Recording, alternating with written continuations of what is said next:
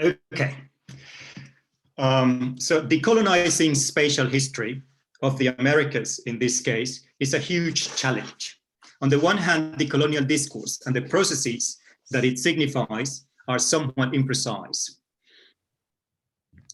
On the other hand, the Americas represent forms of space that are too complex to singularize. And I think that we could potentially argue for the same thing in everywhere in the world, right? Here we can think of architecture as a broad range of practices that cannot easily be contained within a single historical narrative. And as such, we can speak of architecture as a colonizing discourse, one that includes other forms of thinking, making, and living. Not only does architecture reinforce the hierarchies embedded in Western epistemology, but since the advent of modern architecture, it has also presented narrow visions of the world, reproducing cultural assumptions about space, place, city, comfort, and so on. How then can we attempt to decolonize spatial history of architecture? What methods can architects and historians use in order to carry out such an enterprise? Today, I will refer to only a few points of a broad and politically complex agenda, hoping to address three themes that concern architectural education in general, as well as in Cambridge, while presenting some issues that lay at the center of my current research on Latin American architectural history. First, I will refer to practices of renaming the territory used by indigenous rights movements in their attempt to both delink from Western representation and to establish ownership of the land. Subsequently, I will examine the notion of development in the mid-20th century as the socio-economic and political context within which modern architecture developed. And in the third section, I will address the concept of coloniality and how it is present in architectural history, a discussion that leads us to the question to question the idea of the canon in architecture and architectural education.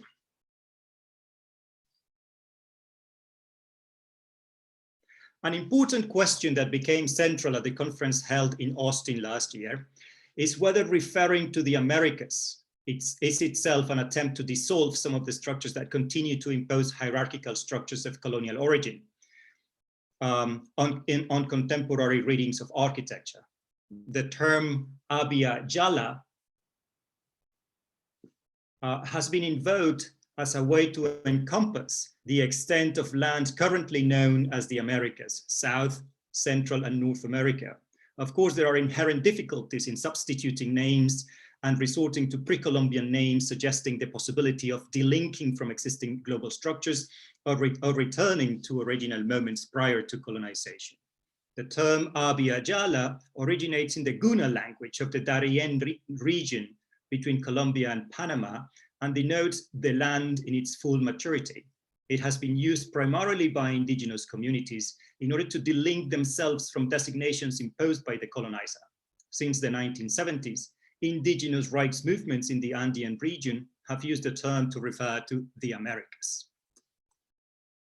For them, renaming the continent is a necessary step towards epistemic decolonization and to achieving autonomy, that is, regaining rights over their own lives and territories. Interestingly, only after scholars in the USA and later Europe adopted the term that it gained the resonance it has now. In other words, while the concept abia jala embodies the principles of decolonial practice, it also reveals the intricate construction of contemporary political, economic, and epistemic structures that prevent its fulfillment. I do not intend to suggest that renaming is pointless. Instead, I want to direct attention to its utility. For indigenous rights movements, renaming the territory enables a symbolic reappropriation that challenges univocal histories and aims to construct alternative ones. As such, the deployment of abia jala by indigenous communities is not naive, simplistic, or essentialist, but a strategic move to mobilize the bulk of a transnational history that has been occluded in order to provoke a transformation that establishes their presence in the land, the Americas, a presence that is not only physical, but also epistemic, cultural, and political. Thus, renaming emerges as a critical operation in the history of decolonization. Survey histories present the Americas as the first wave of decolonization, with the independence of the United States in 1776 as the initial spark, followed by Haiti in 1779, and subsequently by several liberation campaigns throughout the rest of the continent, culminating with Brazil independence in 1822. Such a basic interpretation of decolonization is useful in order to address the aims inherent in the operation of renaming the territory by indigenous groups, as well as scholarly agendas undertaken by academics at schools of architecture throughout the continent. That is because the outcome of independence movements was the creation of nation states. The nation state emerged as the political figure of choice to assert sovereignty and self-determination, while also becoming the measure through which international relations would be conducted. Indeed, the modern international world order is premised around the figure of the nation state, which as such requires the existence of Western principles adopted by newly independent nations. Critically, in the Americas, the contours of many nation states were being drawn, millions of people were denied citizenship rights by the nation states of which they had become part. Indigenous peoples, enslaved Africans and women exposed the limits of this political configuration that grants sovereignty yet not independence in the way it was conceived. In the exclusions of these groups of people, amongst others, we see the persistence of colonial principles after direct colonial rule was considered to have ended. In this sense, referring to the Americas is a move which, like the use of Abya Yala by indigenous groups, intends to surpass ethno-national boundaries throughout the continent in an attempt to examine the spatial history of such a vast territory, including and visibilizing marginal positions. It is also an attempt to challenge internal hierarchies in the Americas, which have always positioned the United States and its institutions as the architecturally dominant influence.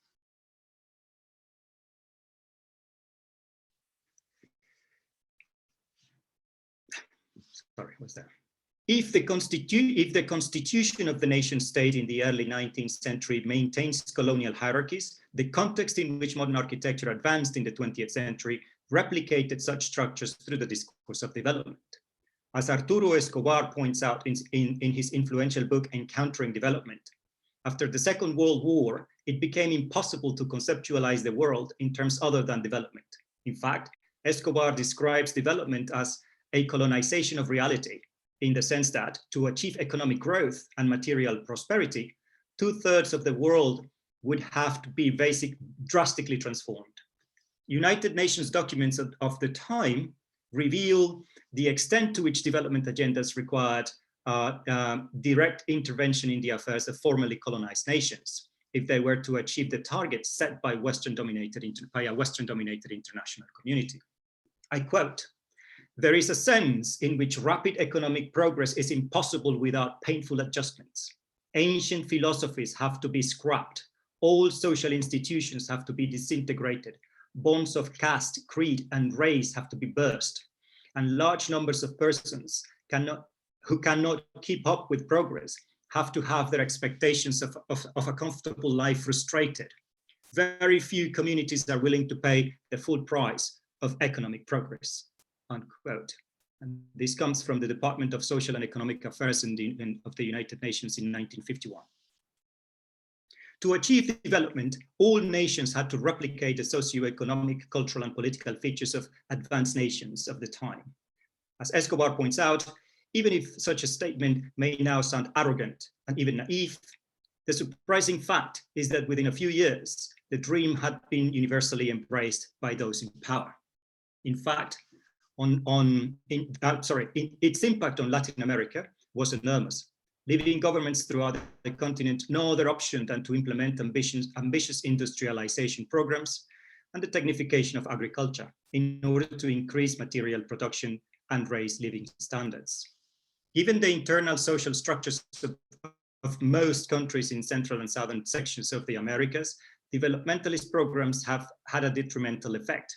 insofar as they exacerbated race-based exclusions, reinforcing colonial hierarchies. Since the white mestizo ruling class owned the land, the benefits of development were unequally distributed, causing an increase in poverty as well as a dramatic decrease in living standards of the poor.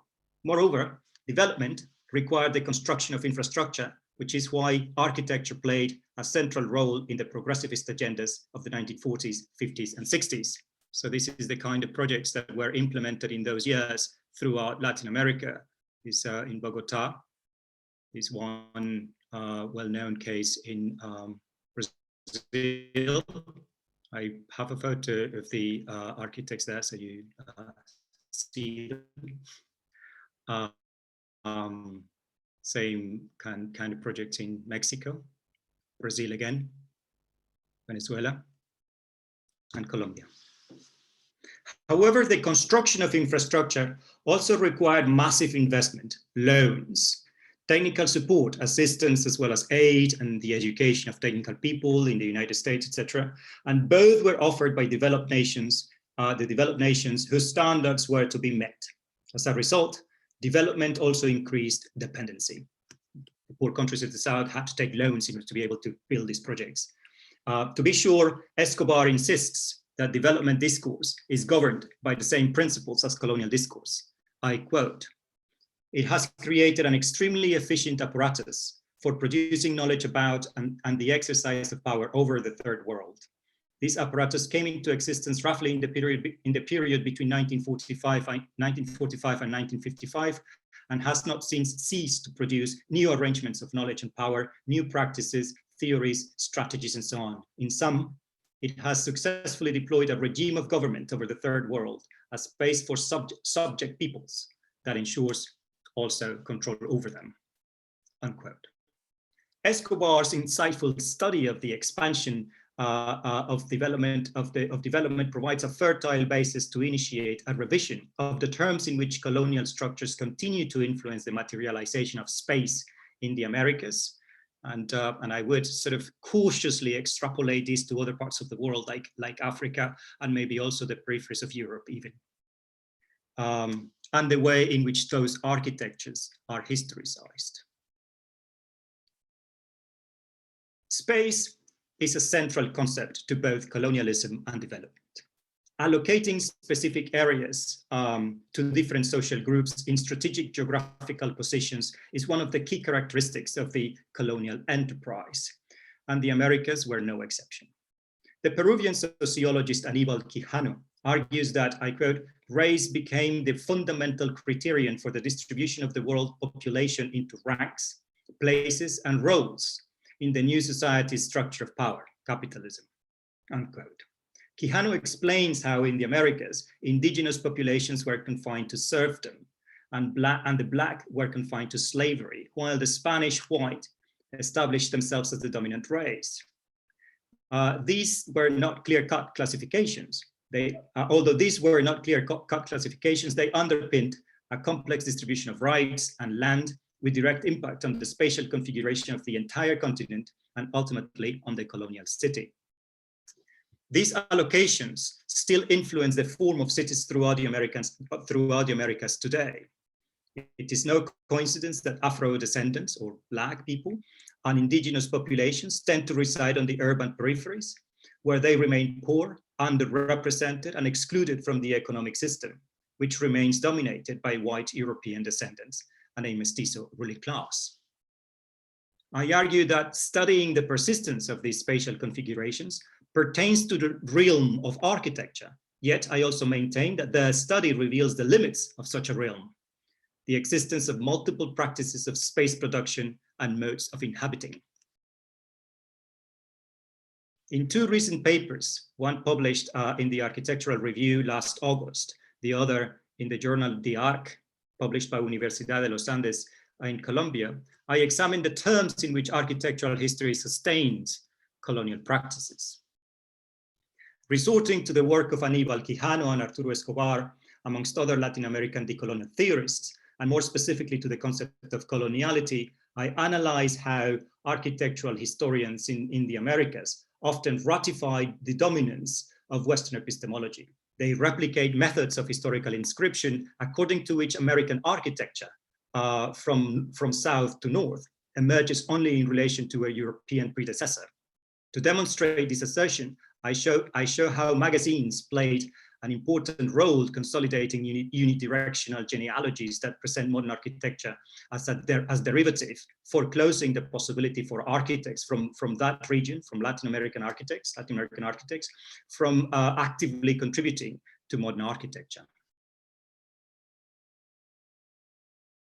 For example, in 1948, the Architectural Review included images of the baseball stadium in Cartagena de Indias, Colombia, that one. Designed by Harvard graduates Álvaro Ortega and Gabriel Solano, along with Jorge Gaitán Cortés, Edgar Burbano, and structural engineer Guillermo González Zuleta. The editors commend the bold concrete structure with clear modernist influences and highlight where the architects received their education, in Harvard and Yale, indicating that this was possible because they were educated in the United States. The stadium was featured in architectural record as well in 1948, the same year, where the explanatory texts praised the audacious cantilever, quickly pointing out where the architects had studied. So they did exactly the same. The project was published in France in an issue dedicated to Walter Gropius, whose influence, according to the editors, can be clearly seen in the work of the Colombians. So for the American, the English, and the French critics, the work of the Colombians could only emerge in relation to themselves. Surprisingly, architectural historians throughout the Americas failed to challenge this approach.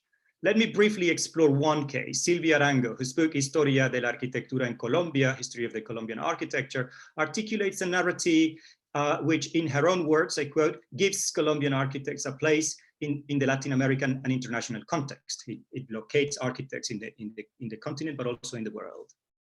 Assuming modern architecture as a singular, univocal narrative. Arango chooses examples that had already been identified by European and North American historians like Henry Russell Hitchcock, and underlines every connection between Colombian architects and their European counterparts, emphasizing the influence of Le Corbusier and Siam urbanism, and highlighting the origin of the architects, their education and training. Instead of contesting the derogatory inscription found in international magazines, Arango replicates it, constructing a colonial narrative that prioritizes Western knowledge.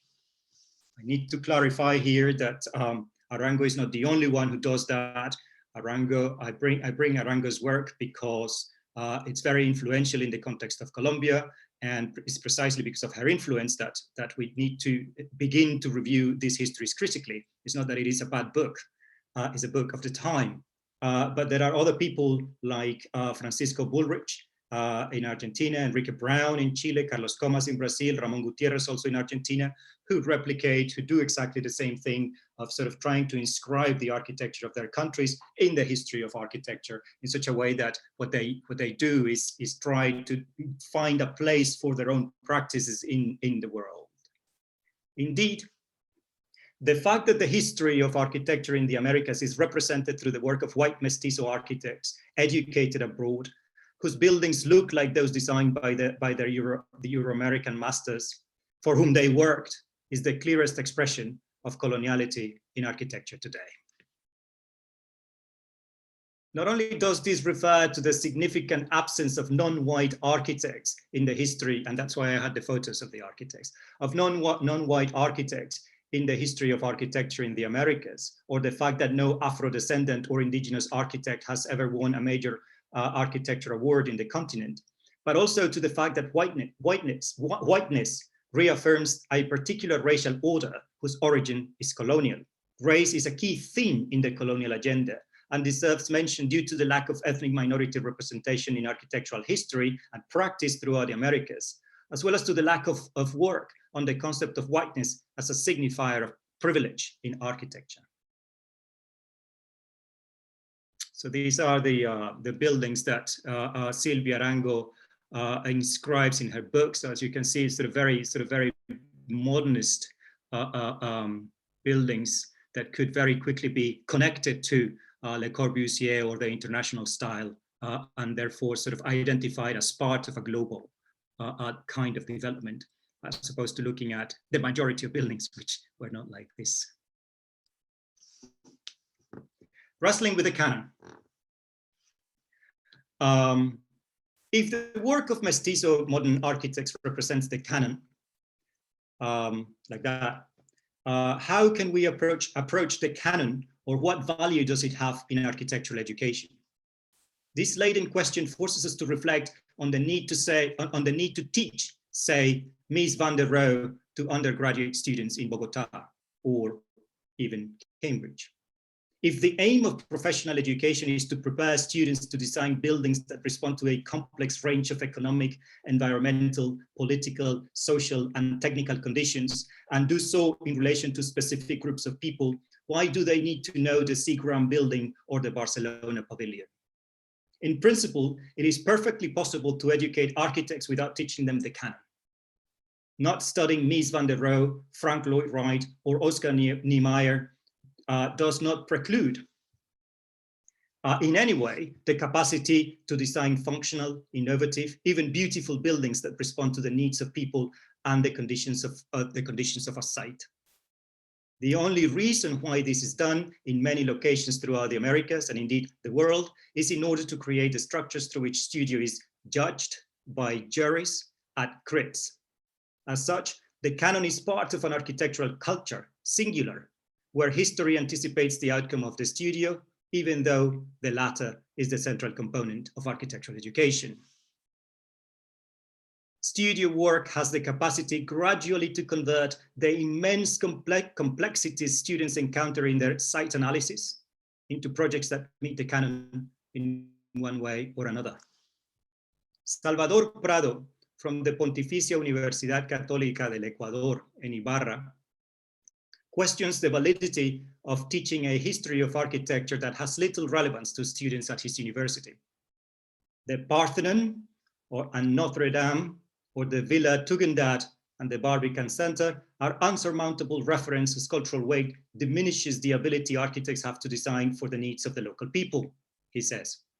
Interestingly, while most of the debate about decolonizing the curriculum argues for the inclusion of other experiences, other histories, other epistemologies, Salvador Prado advances an argument for exclusion. Lamenting the pervasive effects of the canon in architectural education, he bravely calls for its removal. At the opposite end of the Americas, Professor Patrick Echohigh from the Savannah College of Art and Design explains why he teaches the spatial history of Native Americans in the southwest of the United States, what is now Utah. He explains convincingly that it is possible to teach a complete course on architecture, focusing on Native American buildings constructed more than 1,000 years ago. For him, the history of modern architecture is generally taught in a decontextualized manner that occludes the experiences of those who we now see as the victims of modernity, indigenous people, ethno-racial minorities, Afro-descendants, etc. Echohigh maintains that, I quote, native architectural cultures and the voices in what is now the Southwest are arguably richer and more deeply considered than any single shiny building coming out of the profession today, unquote.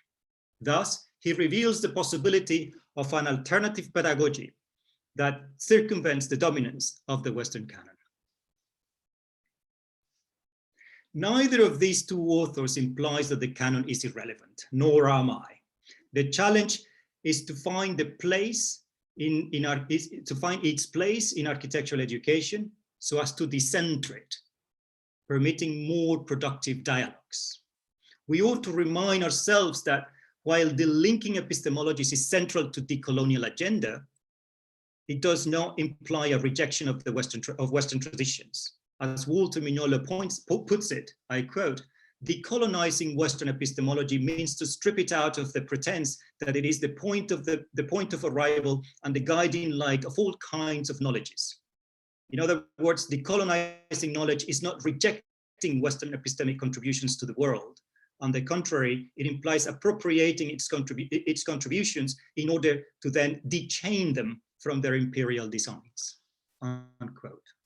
It follows from this assertion that delinking architecture from dominant Euro-American narratives allows us, architects, architectural historians, and academics, to respond to the challenging history of our continent, to the complexity of its cities, and to the heterogeneity of its peoples. That is why I maintain strongly that our ethical responsibility is to embark on the difficult project of decolonizing architectural discourse in order to overcome the limitations and immense scholarly perils of presenting modern architecture as the point of departure and the guiding light of all kinds of knowledge. I wrote this paper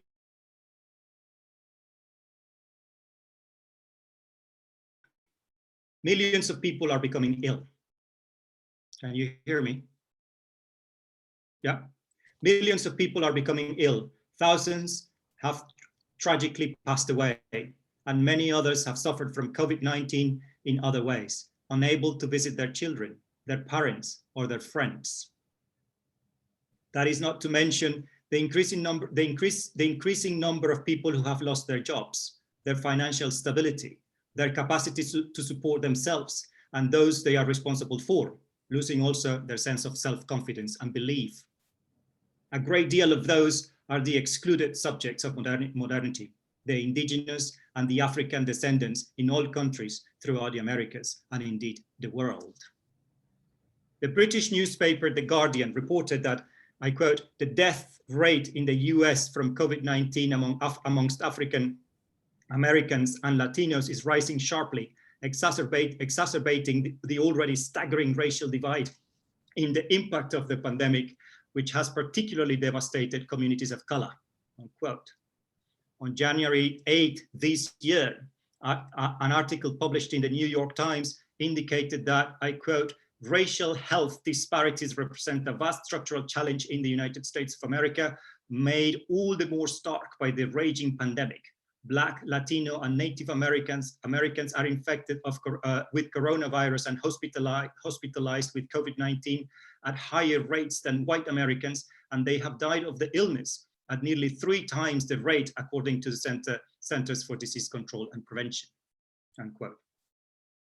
Back in June 2020, The Guardian reported that, I quote, COVID-19 first hit Brazil's upper classes, who brought it back from abroad. The upper classes brought it from abroad. Now the virus scything through the country's poorer suburbs, favelas, and low-income towns, where 60% of the population are self-declared Black or mixed race in Brazil. Similar reports are found in countries throughout the Americas, and indeed more recently here even in Europe and the United Kingdom. The point that I am at odds to make here is that such racial disparities confirm the fact that cities throughout the Americas retain segregated forms of urbanization that can be traced back to their colonial origin, and COVID-19 has made such disparities starkly visible. If COVID-19 exposes the spatial condition of racial disparities in urban areas throughout the continent, more recent debates about access to vaccines disclose global disparities between the wealthier countries in the north and those in the south. Recent reports by the United Nations and the World Health Organization indicate that poorer countries will struggle to receive vaccines, and indeed may not be able to initiate effective vaccination programs until 2024. More alarmingly, the article titled "Delayed COVID Vaccines for Poor Countries Will Leave Europe Vulnerable for Years" converts the tragedy of billions of poor people in the global south into a threat to Europe.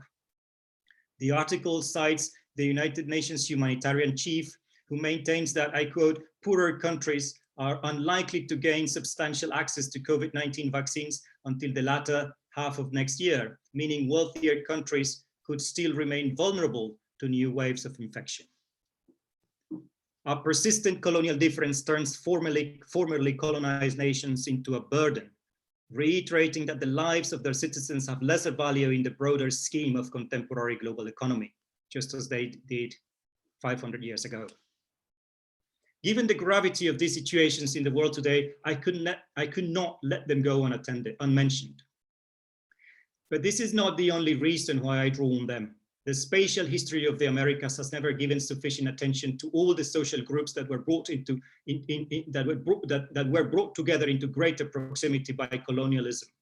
and to the increasing heterogeneity of methods they have deployed in order to create habitable spaces amidst the tremendous social hostility. These groups have invented multiple technologies tangentially to intersect with the various systems that support their exclusion. And in so doing, they have created spaces that disturb straightforward definitions. I maintain strongly that rural and urban spaces created by Afro-descendant, indigenous, mestizo, or Latino, to mention only a few of the groups in question, disrupt the narrow visions of the world that were produced by modern architecture and the singular assumptions about space, place, city, and even comfort that go with such narrow visions. I wanted to end this talk asserting a commitment critically to review the spatial history of the Americas, perhaps extending this to other spatial histories in the world, as well as the commitment to decolonial scholarly agendas. Such agendas will take multiple forms: renaming, redefining, and relocating. It is also necessary to reaffirm identities and assert epistemological positions. There is a need to question history and challenge curricula. All this may cause discomfort. As many recent commentators have shown, Teresa Caldeira, Enrique Dussel, Silvia Rivera Cusicanqui, Arturo Escobar, commitment to a decolonial project implies an insurgency. After all, decoloniality belongs to a tradition of rupture that mobilizes multiple positions in order to construct what Catherine Walsh calls an otherwise.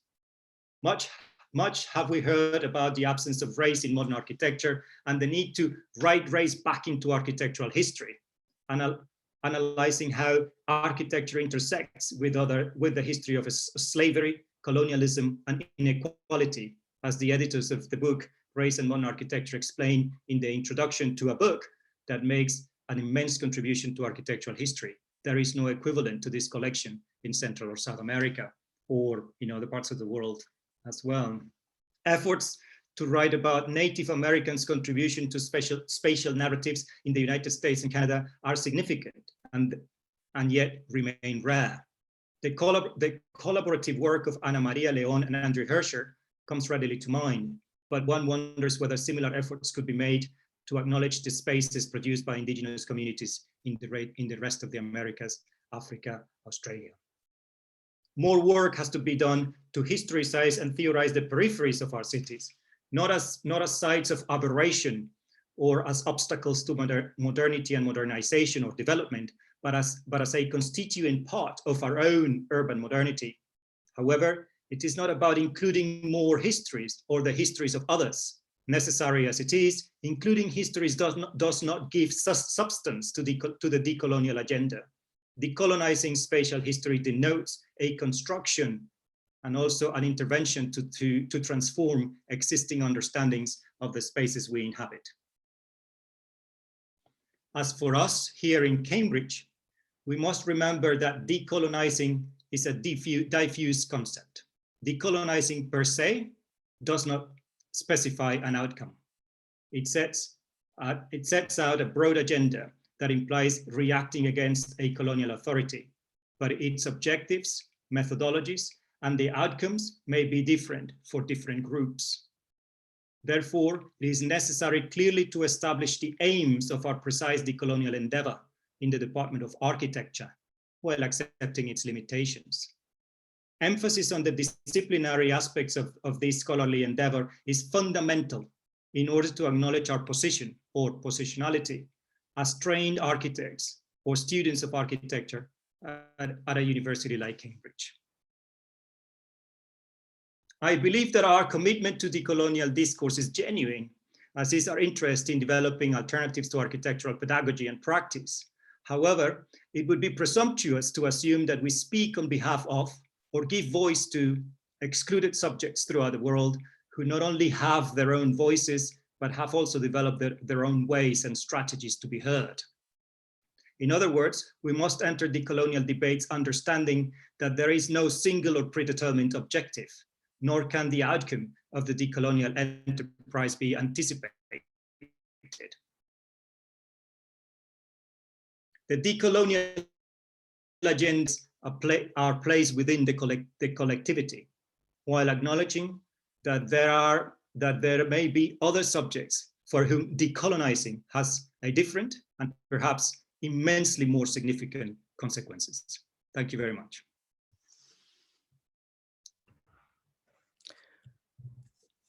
Thank you very much, Felipe, for this thought-provoking talk on the histories of the Americans, with a focus on modern architecture, but obviously you opened up the discussion much further.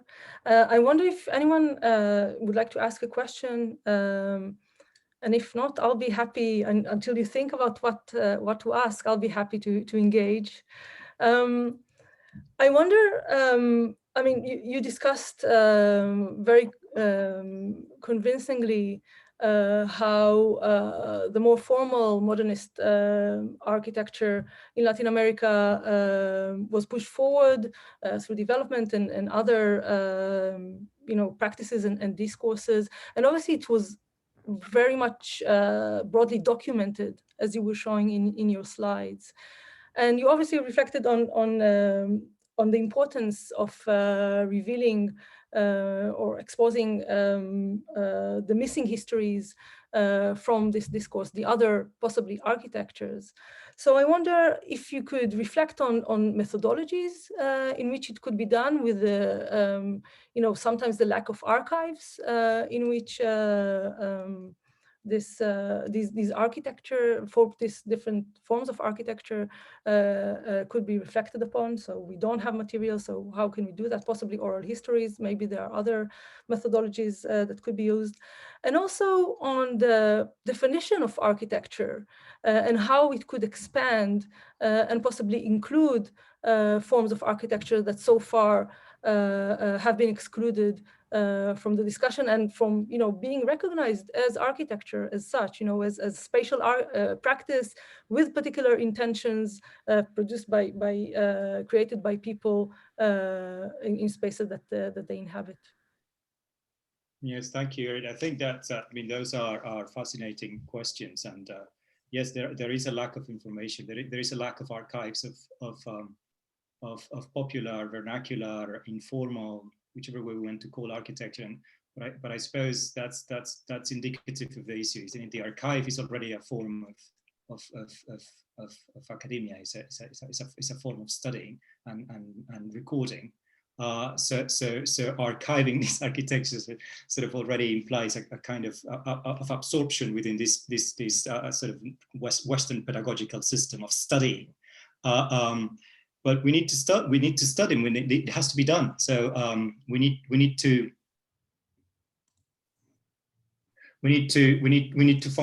find ways to start studying and collecting information, understanding how best to approach architectures which reside outside the canon.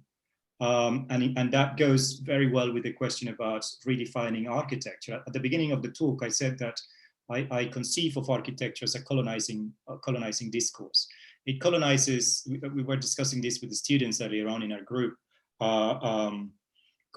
it's a colonizing discourse in the sense that it sort of singularizes our experience of space, our experience of habitability, notion of city, creating generic notions, universal notions of the city, sort of singularizing what domestic architecture is, or what domestic architecture consists of, or maybe discourses about comfort and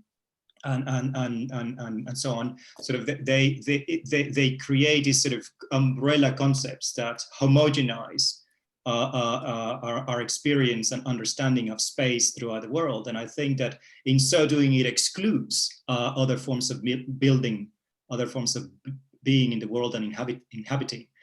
So I think that we need to start questioning that as well. I would also like to invite people, if someone wants to formulate a question to Felipe, I can also promote you to panelists, and you can activate your camera if you wish to do so. So we have now one question in the Q&A kind of box, two now. So the first one is, how do we ensure the decolonial discussion doesn't become an echo chamber? How I guess do we reach those who don't search for the decolonial agenda? So how do we push this, I guess, the decolonial agenda forward? Yeah, absolutely. I think that's an important thing. I think that, I mean, first of all, the decolonial agenda emerges already from outside academia. I think that it is about including other voices. Some of the louder voices in the decolonial agenda come from indigenous groups throughout the Americas, from subaltern studies in Africa, from female indigenous activists in Central America, Afro descendants in Africa, and so on. So actually, it is about a series of voices that exist outside academia, challenging academic discourse, challenging the contours of academia and scholarly discourse, the way in which we think about the world. So Arturo Escobar, for example, who is one of the people I quoted, I cited repeatedly through my presentation, and one of the sort of leading figures of decolonial discourse. He is much more interested in sort of engaging with communities in rural areas throughout the Americas, mainly Colombia, but throughout the Americas, but also doing some ethnographic work through the United States and trying to include those experiences and worldviews. The notion of, he has written extensively about the notion of Abya Yala, and has proposed a very interesting concept that is the pluriverse, rather than a universe, a singular universe that encompasses everything. There is the notion of the pluriverse as a kind of coexistence of various universes that intersect occasionally in certain places. That intersection is not always harmonious. It could be a conflictive intersection, but it's always a productive intersection. So it's this continuous coexistence of different universes, worldviews, experiences, and histories that we are promoting. So it's certainly not about talking to ourselves. And in the case of architecture, I suppose, is this idea of precisely opening up architecture to engaging with other voices and other positions, so it does not become an echo chamber. Thank you so much. I will. We have lots of questions now, but not too much time. I think I will just read a few, the short ones, and we'll have them as a group of questions, if that's okay. And beyond that, I think we'll summarize today, and then maybe if people would like to stay for a more informal discussion, we could have that after we conclude at 7. I hope that's okay with all of you. So I'll just read a few of the questions. People, thank you for the breadth and articulation of this complex topic. How do you position the role of emerging technologies of construction within the context of future and contemporary colonization and decolonization processes in the America? So this is one of them, and I could ask another one, if it's okay. What does architecture bring to this debate that sociology, anthropology, and archaeology do not? Yeah, I think I choose to answer the second question. Okay. The second question is very important, and I think that what architecture brings is that interest in the spatial conditions and the spatial implications of coloniality. Coloniality understood as the prevalence of certain colonial structures, even though colonialism per se has ended. So this idea that even though we are in the 20th century, certain racial minorities, ethno-racial minorities, continue to be poor and continue to live on the peripheries and to have lesser access to education and poorer health and all that, affected by COVID, as we can see in the world nowadays. So it's to be able to spatialize those discussions and to see how we can address those sort of issues of spatial injustice that have continued in spite of all the debates about equality, democracy, inclusion that have been dominant since the 1960s. So why is it that all those things continue, and how can we start thinking about better conditions of life, sort of more specifically spatial aspects of the discussion about inequality and about colonialism? Okay, great. Thank you very much. Again, there are lots of questions, and I will try to to select. thanks for, again, this provoking talk. I would like to ask you to clarify how this decolonial perspective relates to the discourse about the appropriate modernity from the 1980s. If you can relate to it, I'm not sure if you related to it in your lecture now. Appropriate modernity, I don't know what. Yeah, I mean, I will ask, I guess, the particular, the one who asked this question to elaborate a bit more, or again, maybe this could be a subject for a future discussion. I will just read the last question, and I think we'll end here. This is a sort of wave of decoloniality. The previous was the big independence movement of the 50s and the 60s, and one of the conscious of that movement was domination of these newly independent nations with international style. This created a huge identity crisis. How do we work against repeating such ideologies? So I guess it's how do we do not fall into this kind of identity politics and go beyond that when we think when we think about these spaces. Yeah, I think the wave of decolonization in the 50s and 60s, I suppose more specifically Africa, I guess, and the appropriation of modern architecture in order to represent the newly independent progressivist nations. I guess sort of that is certainly what happened, and is part of the notion of development. Sort of in order to become a developed nation, you had to have certain infrastructures. You had to have hospitals and universities and schools and roads and airports and so on. And they had to be built, and they had to be built quickly. So it became a kind of sign of prosperity, and modern architecture offered the image of that sign of prosperity. But at the same time, it required the appropriation of certain materials and certain technologies, and of course, it required all sorts of money, which created that system of dependency that I was talking at the beginning. So you needed money to be able. First of all, you needed to check the boxes on having the infrastructure in order to be able to participate in the global economy. But in order to be able to build that infrastructure, you need to borrow money and to buy tractors and cranes and have concrete and metal and all these things to be able to build the buildings and to pave the roads and all that. And to do that, you need to borrow money. But also you had to have trained technicians and professionals who went to study in the United States and Europe. So it's a system of appropriating, entering development that reiterates and maintains a situation of dependency and subalternity in relation to the developed nations of the West and the North, and that had a particular image, which was the image of the international style, if you like, or modern architecture. So what I was saying in the lecture is precisely that we need to start questioning the focus on those architectures of the 1950s and 60s, which are supposed to represent the development of the nation, because that was not the only architecture that was built. And then, so if we focus on that, we're excluding all these other forms of building, and inhabiting, and conceiving the world. So we need to start looking out from those architectures to engage with more other practices, I suppose. Fantastic. Thank you very much. We will, Felipe, for this great talk and for this great discussion. I think we'll end here. It's already 7, at least here in the UK. I will just summarize and thank you all for joining us this evening.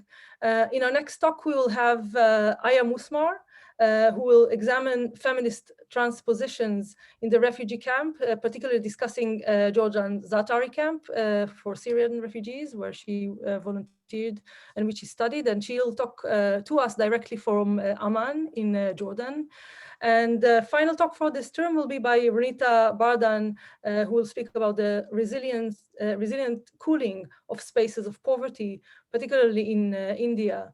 So this will be at the end of the term. And again, we are examining a variety of practices and subjects from various spaces around the world by people in the department and beyond the department.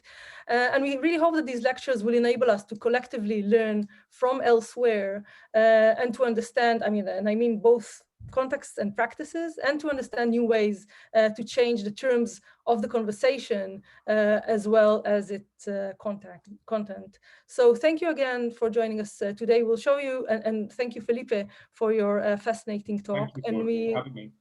And we hope to see you all next time. Mauricio will share a video for the next talks. And feel free to stay for an informal conversation as much as this medium could allow us to have. Okay. So thank you so much. Thank you, Felipe, first of all, for the talk. I really enjoyed it myself. And I will share the video now, and whoever is left afterwards, I think we can have a bit of an informal discussion if everyone is willing to. So. Thank you, everyone, and have a nice evening. Where is the video?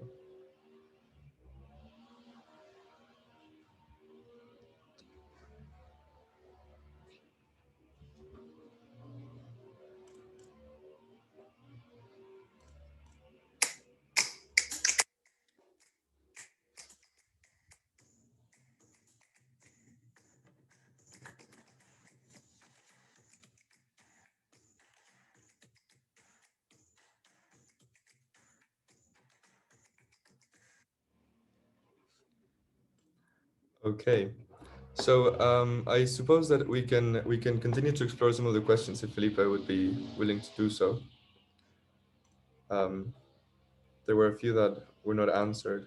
I don't know, Felipe, I think you have access to the questions if I'm not wrong, right? Yeah, but yeah, you're probably also tired. So yeah, if you'd like, you can engage with one or two more questions. And if you're not, we can call it a day. Felipe, you're muted.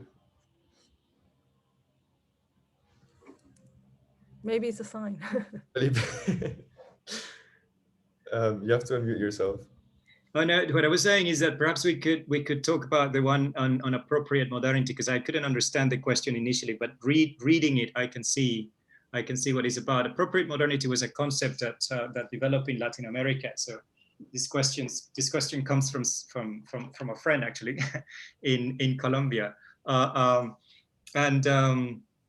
I can see it now. But I think that decoloniality is certainly not the same thing, or colonial perspective is not the same thing. Appropriate modernity was very similar to, I suppose, Kenneth Frampton's critical regionalism. So this idea that you appropriate modernity and you combine it a little bit with the local resources, and then you produce a modern architecture that is accommodated to the local conditions, economically, technical, as well as environmental.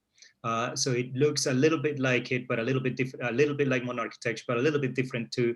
But I think the colonial perspective is about the terms in which the narratives that support architectural discourse and practice are created. So it's not so much about the looks of architecture as is about the discourse of architecture itself and the terms in which we study, create, write architecture. So it's not so much. So I think we have to be careful with thinking that the colonial architecture is a style. That we're going to create a decolonial architecture from now on. So I think it's not about that. Go ahead, Irit.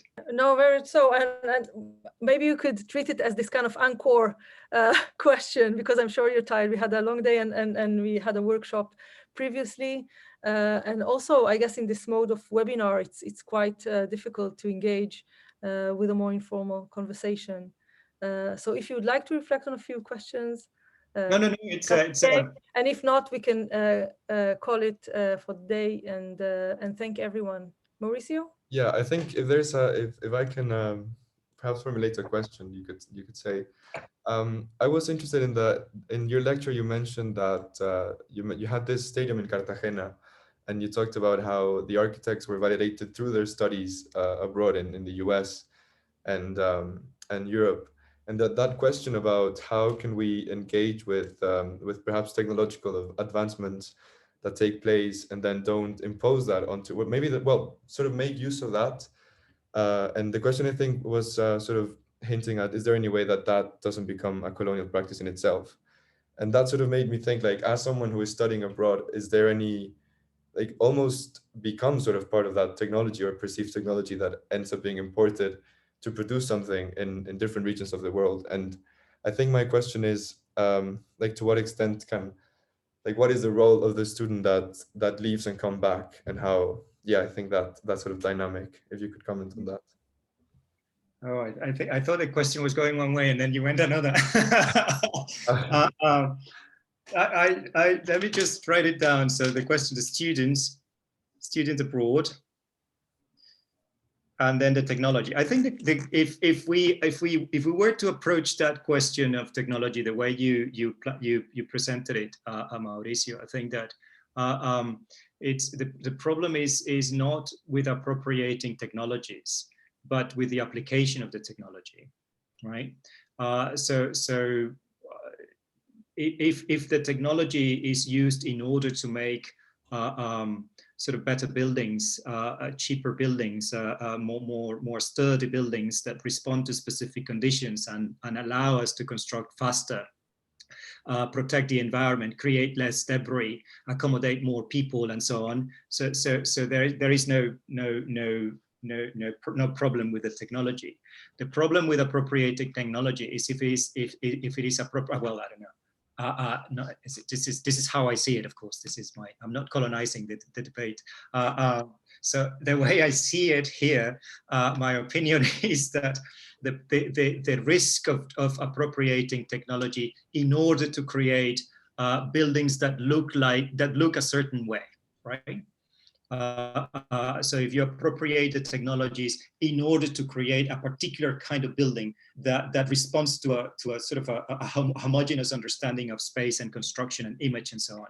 So it's what you use the technology for. I mean, we don't have to reject technologies. I think that the quote from Walter Mignolo at the end is quite clear. It's not about rejecting the West. It's about engaging with it in ways that it responds better to our conditions, but also allows for interpretation and the inclusion of other positions. So I think that this is not an anti-technology kind of discourse either. The student, well, yes, I was one of them too, of those students who went to study abroad. So the three of us were. So I think that that's in principle also not necessarily the issue that is at hand. I think is the terms in which the historians the commentators, the architectural commentators, had to connect the product, the building, right? The building that is produced by the architect to the training of the architects, right? So it was not that the problem is not that the architect studied at Harvard. That's not a problem. I mean, if you go to study at Harvard, then that's okay. But the question that I'm asking is about the architectural historian. I'm doing like Trump after 4 years.